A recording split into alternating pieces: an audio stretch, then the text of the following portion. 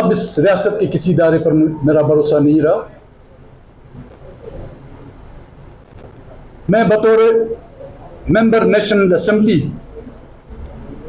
उस असेंबली में जहां पर वो असेंबली जो हमारी बच्चियों की चीखों पुकार न सुन सके, वो असेंबली जो मेरी बच्चियों पर लाठीचार्ज जो गोलियां बरसाई जाती हैं वो उनको न रोक सके, तो इस असेंबली में बैठना मेरे लिए बहुत मुश्किल होगा।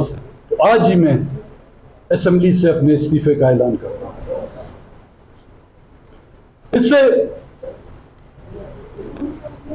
मेरे वो कारकुन, हालांकि मैंने अपनी पार्टी को एतमाद में नहीं लिया, ये खान साहब बैठे हुए इनके लिए भी अभी सरप्राइज है, मैंने अपनी फैमिली के लोगों को भी नहीं बताया,